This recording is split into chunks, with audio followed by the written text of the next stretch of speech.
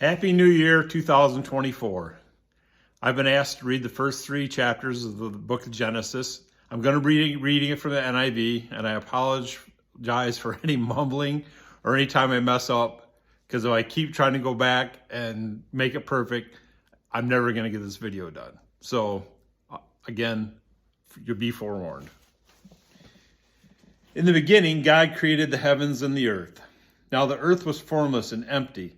Darkness was over the surface of the deep, and the Spirit of God was hovering over the waters. And God said, "Let there be light," and there was light. God saw that the light was good, and he separated the light from the darkness. God called the light day, and the darkness he called night. And there was evening, and there was morning the first day. And God said, "Let there be a vault between the waters to separate water from water." So God made the vault and separated the water under the vault from the water above it. And it was so. God called the vault sky. And there was evening, and there was morning the second day. And God said, "Let the water under the sky be gathered into one place, and let dry ground appear." And it was so. God called the dry ground land, and gathered the waters he called seas. And God saw that it was good. Then God said, "Let the land produce vegetation, seed-bearing plants and trees on the land that bear fruit with seed in it, according to their various kinds." And it was so. The land produced vegetation, plants bearing seed according to their kinds, and trees bearing fruit with seed in it according to their kinds. And God saw that it was good. And there was evening, and there was morning the third day. And God said, "Let there be lights in the vault of the sky to separate the day from the night, and let them serve as signs to mark sacred times, and days and years. And let them be lights in the vault of the sky to give light on earth." And it was so. God made 2 great lights, the greater light to govern the day, and the lesser light to govern the night. He also made stars. God set them in the vault of the sky to give light on earth, to govern the day and the night, and to separate light from darkness. And God saw that it was good. And there was evening, and there was morning the 4th day. And God said, "Let the water teem with living creatures, and let birds fly above the earth across the vault of the sky." So God created the great creatures of the sea, and every living thing which the waters teems and moves about in it, according to their kinds, and every winged bird according to its kind. And God saw that it was good. God blessed them and said, "Be fruitful and increase in number, and fill the water in the seas, and let the birds increase on the earth." And there was evening, and there was morning the 5th day. And God said, "Let the land produce living creatures according to their kinds, the livestock, the creatures that move along the ground, the wild animals, each according to its kind." And it was so. God made the wild animals according to their kinds, the livestock according to their kinds, and all the creatures that move along the ground according to their kinds. And God saw it was good. Then God said, "Let us make mankind in our image, in our likeness, so that they may rule over the fish in the sea and the birds in the sky, over the livestock and all the wild animals, and over all the creatures moving along the ground." So God created mankind in his own image. In the image of God, he created them. Male and female, he created them. God blessed them and said to them, "Be fruitful and increase in number. Fill the earth and subdue it. Rule over the fish in the sea and the birds in the sky, and over every living creature that moves on the ground." Then God said, "I give you every seed-bearing plant on the face of the whole earth, and every tree that has fruit with seed in it. They will be yours for food. And to all the beasts of the earth, and all the birds in the sky, and all the creatures that move along the ground, everything that has breath of life in it, I give every green plant for food." And it was so. God saw all that he had made, and it was very good. And there was evening, and there was morning the 6th day. Chapter 2. Thus the heavens and the earth were completed in all their vast array. By the 7th day, God had finished the work he had been doing. So on the seventh day he rested from all his work. Then God blessed the seventh day and made it holy, because on it he rested from all the work of creating that he had done. Adam and Eve.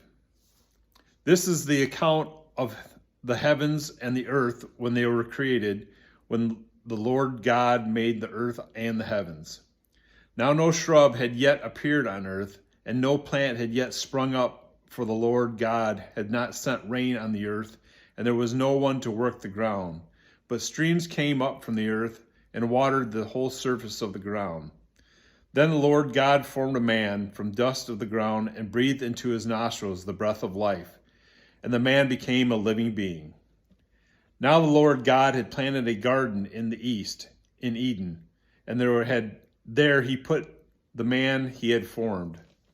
The Lord God made all the kinds of trees grow out of the ground, trees that were pleasing to the eye and good for food. In the middle of the garden were the tree of life and the tree of knowledge of good and evil. A river watering the garden flowed from Eden, from where it was separated into 4 headwaters. The name of the first is the Pishon. It winds through the entire land of Havilah, where there is gold. The gold of that land is good. Aromatic resin, onyx are also there.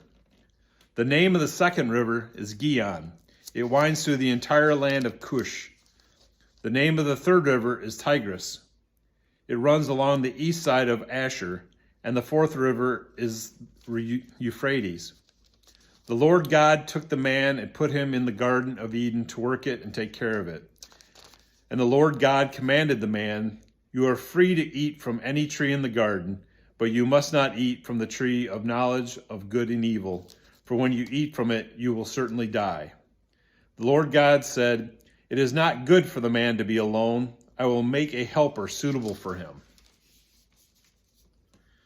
Now the Lord had formed out of the ground all the wild animals and all the birds in the sky. He brought them to the man to see what he would name them. And whatever the man called each living creature, that was its name. So the man gave names to all the livestock, the birds in the sky, all the wild animals. But for Adam, no suitable helper was found. So the Lord God caused the man to fall into a deep sleep. And while he was sleeping, he took one of the man's ribs and then closed up the place with flesh.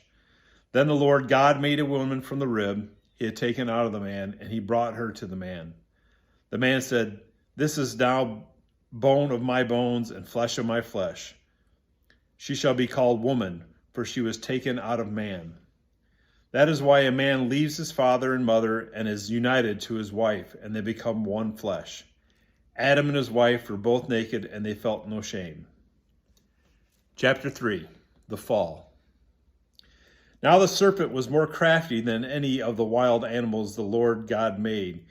He said to the woman, "Did God really say you must not eat from any tree in the garden?" The woman said to the serpent, "We may eat fruit from the trees in the garden, but God did say, you must not eat fruit from the tree that is in the middle of the garden, and you must not touch it or you will die." "You will not certainly die," the serpent said to the woman, "for God knows that when you eat from it, your eyes will be opened and you will be like God, knowing good and evil." When the woman saw that the fruit of the tree was good for food and pleasing to the eye, and also desirable for gaining wisdom, she took and ate it. She also gave some to her husband who was with her, and he ate it. Then the eyes of both of them were opened, and they realized they were naked. So they sewed fig leaves together and made coverings for themselves.